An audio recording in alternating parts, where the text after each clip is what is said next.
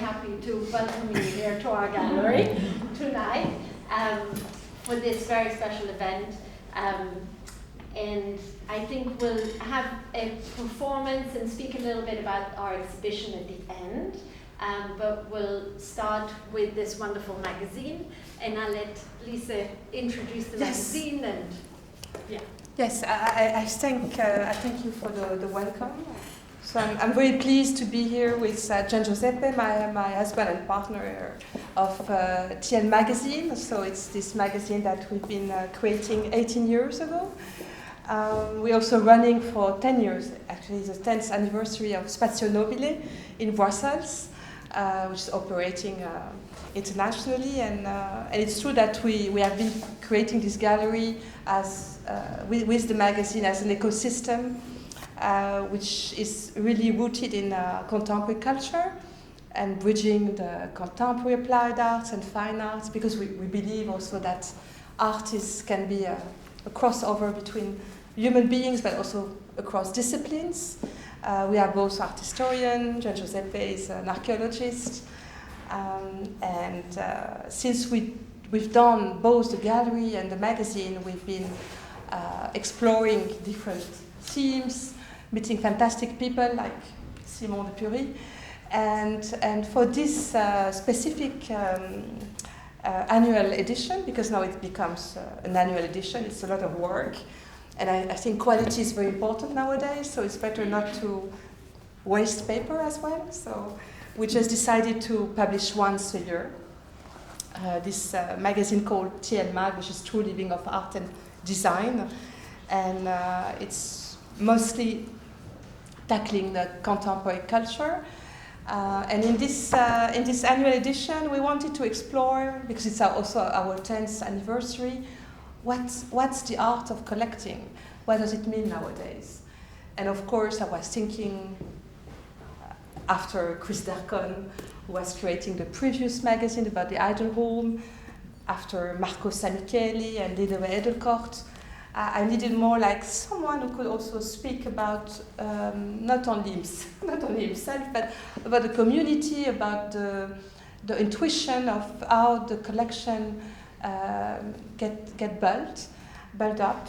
It's not only about individuals, sometimes about the museums, sometimes about the country, about the community.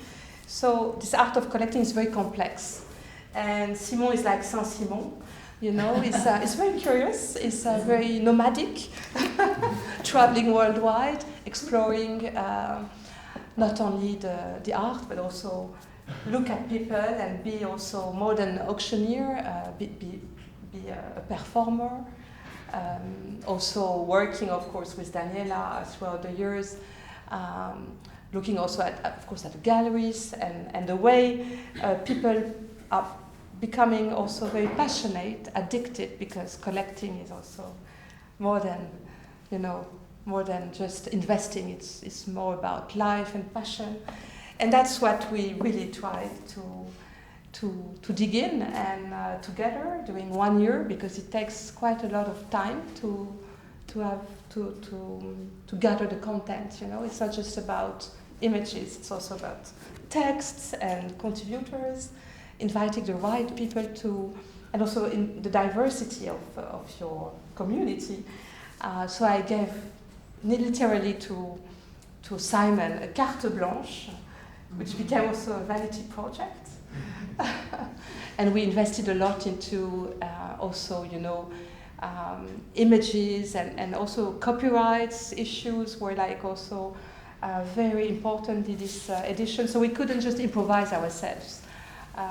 We needed to be rooted in the history and having also some good images, some good iconography. So it's like an art book, let's say. It's more than a magazine, it's a kind of a bookism. So you can read it, and it takes you a while to get into the full content. So nowadays it's very important that edition survives. We publish ourselves some artist books, and I see that also at the gallery, Luxembourg&Co, you have a lot of publications. And leaving a trace, it's also something very important. I mean, the image is so fast that we need also to capture the essence of things. And thanks to to Simon. We have a very good edition here that we're going to present. But we're going to present you this edition through a dialogue, a conversation between Daniella Luxembourg and Simon de Pury. And I'm going just to moderate. I've got a little script here, some questions, and I think it's important to listen to them. So I would like to, first of all, thank Daniella Luxembourg very much for hosting us here tonight in your place at Luxembourg&Co. And Co is the brilliant daughter of Daniella Alma. So Daniella and Alma, thank you so much for having us here today. Always. It's a real pleasure. And I had a long life, and in this life, one of my greatest privileges was to work with Daniella for a number of years. We went through all sorts of permutations in our lives. We have been colleagues at Sotheby's for many years, and I've always loved working with Daniella. And then we were business partners with a company called de Pury Luxembourg, which was also amazing. And then we merged our business with Philips. And anyway, we've always have been friends throughout these years. And I must say, it's such a pleasure whenever there is a possibility of getting back in touch with Daniella. Now, Daniella is a very important contributor to this magazine, because I asked 32 close friends, some a little less close, but let's say 32 people that I really admire, and I wanted as wide a variety as possible amongst these 32 people, and therefore it was unthinkable to do it without having Daniella. And Daniella wrote a brilliant article. And maybe you tell me all about your article. So Simone asked me to write about collecting, and as we spend our life mapping and following collectors all over the world, and we admire it, so I wrote an article that you will have, because you are all invited to the magazine after the talk, 2 or 3 things that I know about collecting. And it starts with a survey of modern collecting, and basically speaks about the wonderful collections that we met together, or not always together, during the time that we spent running after it. I admire collectors. Collecting is a pure artistic gesture, because the best collectors never wanted to be collectors. Collecting is not about waking up in the morning and saying to yourself, I want to be a collector. It's a sort of like archaeological work. You discover it and you are fascinated by it and you continue.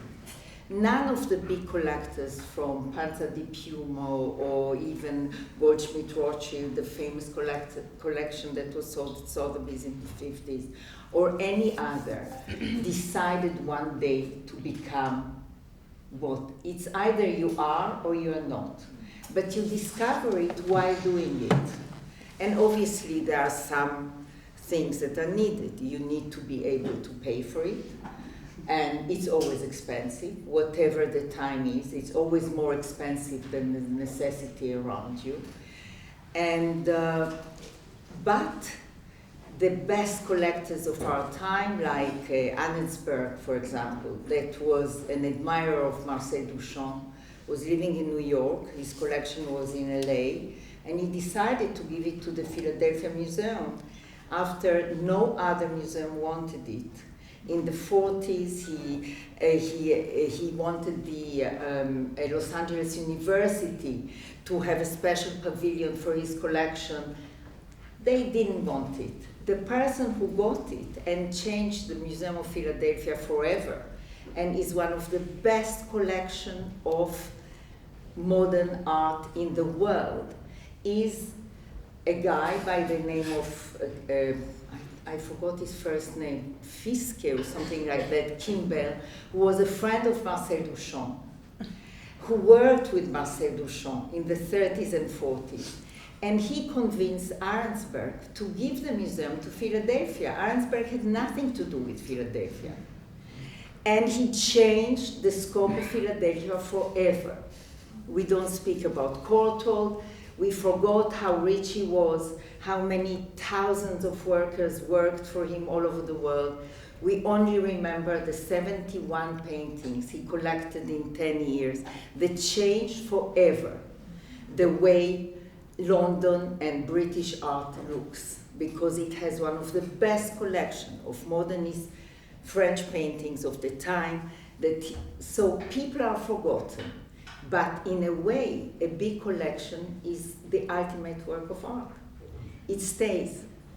So my passion is for that, shared with Simone, with Schmalenbach, and with other fantastic collectors, Marion Lambert, Monique Barbier-Müller, fantastic collectors that we had such a big pleasure of meeting. Can you tell us about a few anecdotes as partners that you've been living together? I mean, because you had some experience of different businesses, let's say, but also in life, you, like you said, you met fantastic collectors. But do you have like a few anecdotes that you see, share we're with very, us? very discreet, and so we will not share any of our deepest secrets. However, I can only fully concur with what Daniela said. Collecting, first of all, what you said, collecting is a disease, and it's a completely incurable disease. It's the best disease that you can have, but once you have it, you've got it forever. And I always say that the older you get, the more passionate you are, the more you want to collect, because it's like a fight against death. You want to show how with it you are, how vital you still are. And I've seen collectors doing their greatest acquisitions very, very late in life, and because it's this great sign of vitality, and it gives you, of course, an incredible adrenaline shot. As Daniela said, it's an artistic pursuit in its own right. A good collection is a work of art in its own right. A good collection carries a handwriting of the person who did put it together. And that's why we wanted for this magazine to have different approaches. So we have, for instance, one gentleman, Mr. Japanese name, and therefore I do not want to, Mr. Awata, Takaya Awata, who is he's referred to as the noodle billionaire. He made a fortune making noodles, and very, very successfully so. And he is a man with an extraordinary taste, and he fell totally in love with the work of one artist. It's a Chinese-born lady who is called Lu Zhengang. So she was born in China, had all her training in China, and then she moved to Tokyo, where she has been living for the last 28 years, and is not traveling to any exhibitions, is not going anywhere, because she's so obsessed. She just paints and paints and paints like you can't imagine. And so Mr. Awata, he has homes all over Tokyo, but one of his homes he's decided to devote entirely to the work of Lu Zhengang. And so you go to his house, and in every room you see other works by Lu Zhengang. Now you could think that must be boring. Not at all. It's a sensational house. And he has, in one of the rooms, he has a kind of a sushi parlor where you can have a meal. He's obsessed with jazz, so he listens to the best vinyl records, and so you have divine music, you eat divine food, and you see these incredible works, and it is magical. So you can be completely obsessively going after one artist. Or you can collect as a family. You see, I'm not so much for the concept, because I think it's so personal. Even the couples who collect as couples, for me, I think it's the best way of asking for trouble in your marriage to collect together, because it means you have to agree on every single thing you buy, and very often as a couple you may disagree, and so it's kind of problematic. And I always say a camel is a horse drawn up by a committee, so the more people you have involved, the more people who give advice, the less likely it is to be a good collection. However, there are of course great exceptions, and one of my favorite exceptions to that is the Nobile family. Yes. So Don and Mera Nobile have also contributed a wonderful article to this magazine, and all of you who go regularly to Miami, for me the highlight of Miami is not Art Basel. I mean, I love of course going to Art Basel, but the highlight is the Nobels, because the Nobels every year open their collection to the public at large, and every year they choose very, very carefully new artists to whom they will give exposure. Very often these are young artists that haven't had international exposure yet, and when the Nobels have given the golden stamp of approval, this is like a rocket launch for the career of these artists. So I think it's wonderful to see how it can work, because it's not only the Nobile couple, but their children have joined in, the grandchildren have joined in, and they all have great animated discussions. And the Nobile Museum is one of the most lively museums anywhere, which I love visiting whenever I go to Miami. So Lise begged me not to go through the 32 I contributors, and we've only covered 3 so far. So back to you, Lise, so that yes, I don't bore you with other contributors. I was just thinking about Daniella, maybe to ask you the question. You consider yourself as an art dealer or a collector? Because you've also been running museums and auction houses. I mean, you've been like having all this diversity of languages to deal with. And so how do you feel nowadays? I feel as a professional in the field, I don't feel myself a collector, although I have a collection. It's nothing, it just came with our life, I think. It's like you have a library and because you're interested in reading books, and then eventually after so many years, the library can be magnificent or not. But I followed a certain passion, and whatever I could buy that. Is it maybe more like an idea of transmission, or no? Listen, we sold the best works of art. If I could buy, I would buy Mondrian and Cézanne and basta. No, but and there is not enough Cézanne that I will not buy. So every Cézanne I like. There are certain artists that I would buy any work of theirs, but it's not always possible. Mm-hmm. So you buy and you learn languages in another way. And I started buying arte povera, like what we are seeing here today, partly with Christian Markley, a fabulous, very striking British artist, conceptual artist, that I love his work. But because at that time it was something that I could buy, and I bought at auction. We, as dealers, we don't sell things that we own. So is it more like we get it on consignment, like auction houses. Yes. So it's just something that you, like Simon has his collection. We live in it all our life. I mean, being a museum director or having a gallery, you are all the time with artists. So it's a better understanding. It's a language, let's say. It's a language. It's a language. I mean, if I may answer for Daniella, I think Daniella is an art lover. She loves art, she's passionate about art, she's obsessed with art, and so she happens to have been a dealer, or to be a dealer, happens to have been an auctioneer, happens to have done major transactions. But at the end of the day, there are so many distinctions within the whole ecosystem of the art world, whether you are an auctioneer, whether you are an artist, whether you are a collector, whether you are curator, museum director, etc. At the end of the day, our sole responsibility is vis-à-vis the works that have been created, and to, in a way, show them in the best possible way, and to look after it in the best possible way for the next generation. And that's all.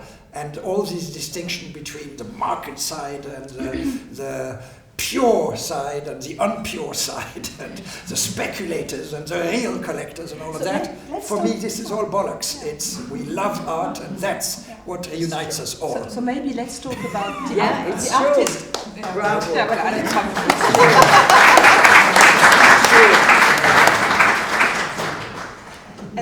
let's talk maybe about the artist collectors. I mean, this is also a special profile, let's say. I mean, Picasso, I mean, we have major So the artist collectors, yes. to have the answer for that, we did contact some very good old friends of ours.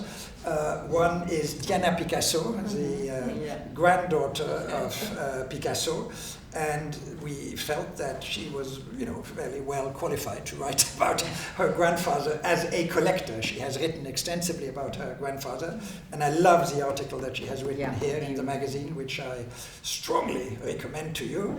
The other mutual friend of Daniela and me that we've asked is Joachim Pissarro.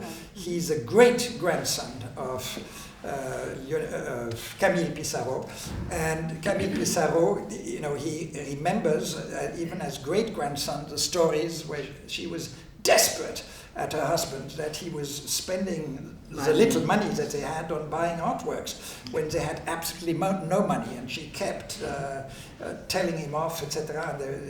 Epic fights in the family because he wanted to buy artworks. So we have that angle, and then in his article he has also written about contemporary artists collecting, and he has written about Kors. Kors is very widely known as a successful artist, but he's not known as a very interesting collector, and he collects not at all the works by the usual suspects. His choice is completely very, very personal choice of artists that he loves. So, you have these different approaches depending on what your background is. And you stretch from La Vache-Qui-Rit, from Wim Delvoye to Mario Testino. He's got a lens also on collecting. So that's also two artists looking at kind of archetypes, but also at the same time looking at some patterns, some cultural identities. So it's interesting to see that sometimes it's not always about possessing something, it's just also about more the visual meaning, more like the semiology approach of art. Yes, I mean, you don't have to collect only material things. No. You can collect friends. One of the contributors is Johnny Pigozzi. He is a fascinating man. He is an artist. In my view, he's an artist. He's a very gifted photographer. He had a number of photography exhibitions. There was a show at the Helmut Newton Foundation called Pigozzi and the Paparazzi. And since he knows everybody in the world, he photographs them all, and they're not worried to be photographed by him because he's their close friend. But he also collects African art. In this magazine, we've asked him not to speak about the African collection, which is already widely known, but we asked him to speak about his Japanese contemporary art collection. And again, in the Japanese section, he does not buy the usual suspects, he buys completely different artists. But essentially, for me, he's a collector of people. He loves people and loves being surrounded by the most interesting people, and so he's a collector in that sense. I collect superstitions. Whenever I hear about a new superstition, I immediately add it to my collection, which makes my life more and more complicated as I go on. But it's at the end of the day, each of us, when we are born with this instinct of accumulating. So collecting is a noble way of expressing it, but it's basically this wish of accumulating. So we want to accumulate marbles, we want to accumulate shells. My daughters, my older daughter is here, my youngest daughter, they were collecting dolls when I was collecting little cars, etc. So, and then when you are teenager and maybe this urge to collect slightly diminishes, but when you do it again, when you do your first step as an adult and you pay a little more, when you do a little sacrifice financially, then you're hooked. Then the first step is a key. So then you never look back, because the first step simply will not be enough. You will need the next thing and the next thing and so on. So Yeah, it's true. We wanted to have also a psychiater writing about it. But well, we have Catalan. and Bonami. Yes. Yeah, well, I think this one is good. Maybe you can speak about it because one of your closest friends, Daniela, is Francesco Bonami. I think it was And really thanks to him, we've got Maurizio Catalan. yeah, thanks to him, we got also Maurizio Catalan. He was hanging outside the window here at an exhibition that we did, Lost in Italy. And it was at the beginning of Corona, and there was a hanging man with the face and the body of Maurizio Catalan. And because if you remember, it sounds like 100 years ago at the beginning of Corona, many people were affected emotionally and psychologically very much by the fact that they had to. So we were asked to put it down because the people in Saviro found it offensive. So which means that he's a successful artist because he actually really put all the agony that one could have into that small figure of his, and everybody was frightened by it. And in the magazine, we did some prints. This, that thing. It's a kind of caricature, but it's a true story. So Francesco Bonami, who's a close friend of Maurizio Catalan, did this drawing of Catalan sitting on his golden toilet, eating his banana. And so this is, and you have the whole conversation between Catalan and Bonami about all of that. And as you know, both the banana and the toilet were sold And at the baci Sotheby's. as well. And then they speak in their conversation about the baci, which is this my favorite Italian chocolate, which is, and then the similarities between this and art. Yeah, it gives you the connection on the future. You should read the article, which will give you more background. Music for me is also, is as important as art, and I'm as obsessed with music than I am about visual art. And we have very happy that we have two important musicians who have contributed. One is Nick Rhodes, who is the founder of the group Duran Duran, and we have amongst us here Christiane Bakker. Christiane Bakker is she is earliest VJs, the VJs when MTV became the sensation. Christiane Bakker was on the screen all day long, and I was glued to the screen all day long just to see Christiane Bakker. And so you had all these incredible groups, like a flock of seagulls, or all these phenomenal groups that became big in the 80s. And of course, Duran Duran were very, very good, not only musically, but artistically. Their videos are some of the best videos that were shown during those days on MTV and on other channels. And so Nick Rhodes is somebody incredibly knowledgeable about contemporary culture. That's why the article is called Un homme très cultivé. I don't know an English word to express it as well. And 10 years ago, he made a shoot of photographs because he's very gifted at photography. And he told me, you've got to be at 4 p.m., you've got to be at Blake's Hotel. And I said, but I have a plane to catch. He said, it's okay, you have to be there. And for 1 hour, I promise you, it's not going to last longer than an hour. And so I came in my usual uniform, except that he asked me to stand in the shower. And so I had to take a shower fully dressed.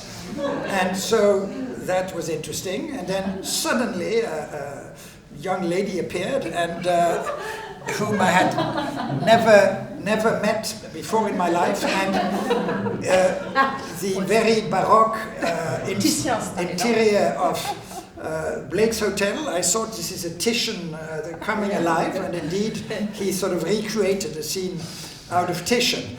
And as I began to really like what was going on, I looked at the watch and I said, oh my God, I have to rush to the airport. And that was the end of my photo shoot with Nick Rhodes. But I have a very nostalgic memory of that one moment. And so, he said he might show up tonight, but he maybe didn't. Maybe. But anyway, I'm very grateful to him because it was meant to be for a magazine. The magazine, when they saw what it was, did not publish it. But now, thanks to Lise Coirier, we had the chance more than 10 years later to do it. The other musician that I love, and I don't know if she's here, I don't think she's here either. She should be here. She's here, fantastic. Rosie Chan. Rosie Chan is not only a very beautiful musician, as I can see, but she's hidden, but a very, very gifted, fantastic musician. And her music is soothing for the nerves, soothing for your body, soothing for everything. So if you want to relax or calm down, I give you one good advice. Listen to music of Rosie Chan. You will instantly feel like in nirvana. It will feel absolutely incredible. And she collects also talent in her life, and her husband has won an Oscar. He has won many, many awards. Mike Figgis is a great, great filmmaker. And so I'm very, very grateful to you, Rosie, to have spoken about, collecting feelings, collecting music and all of that. And you did it very, very, very well. So thank you so, so much.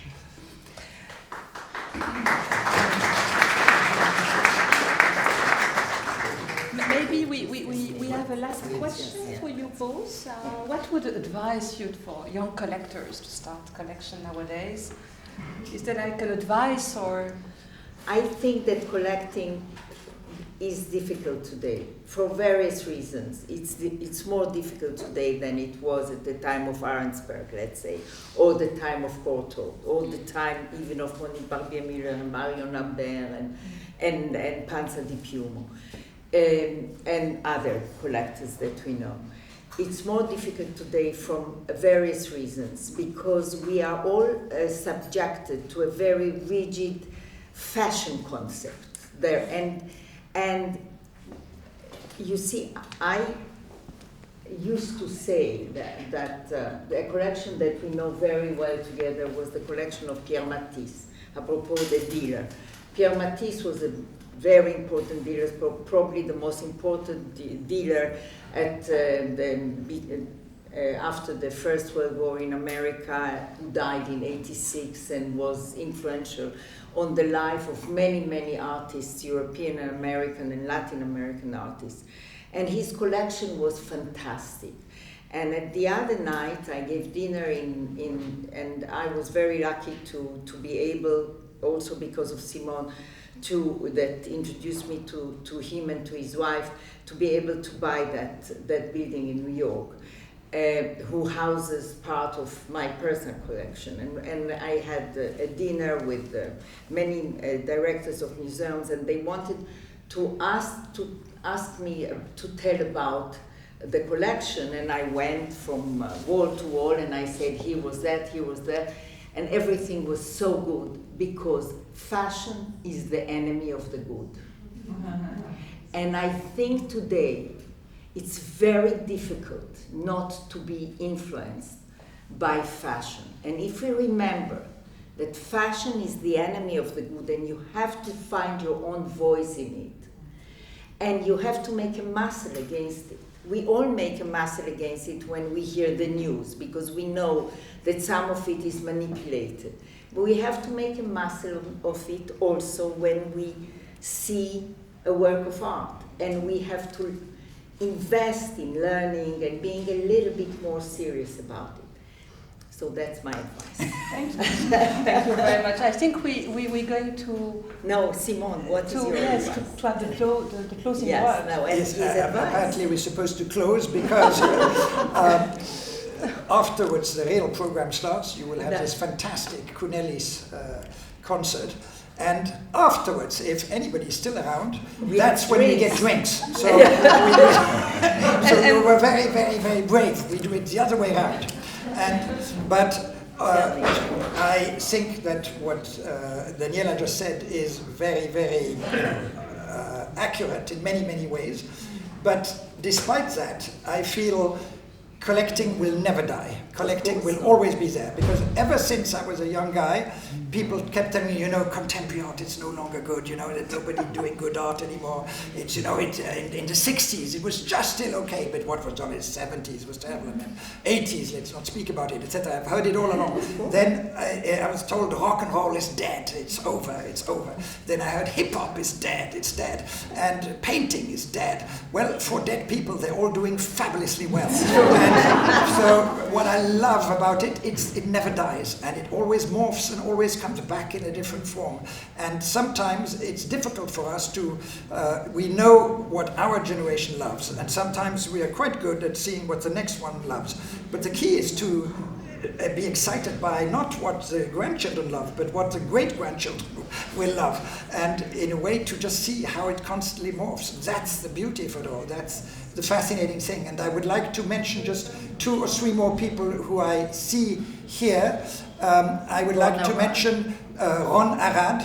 Ron Arad, who is way, way, way back, exactly. That's it. I see the Ron Arad is a man that I have loved and worshipped, so has Daniela, for many, many, many years. And I am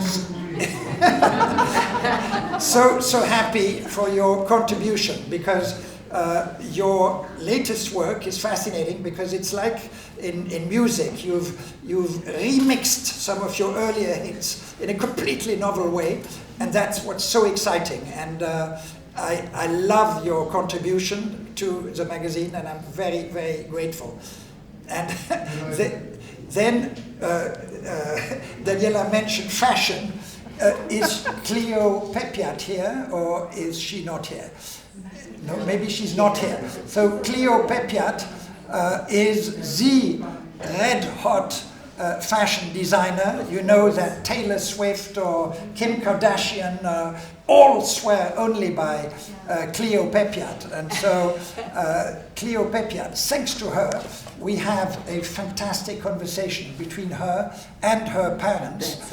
Her father, Michael Pepiat, whom I meet now for the first time in person. But as a young man, I always was buying Art International, and I was reading your name as editor of Art International. And in fact, my big regret is I no longer have these early copies of Art International, because we can look at them. Okay. You shaped my passion for art, and you have played a key role, and your wife, of course, equally brilliant art historian, much more brilliant.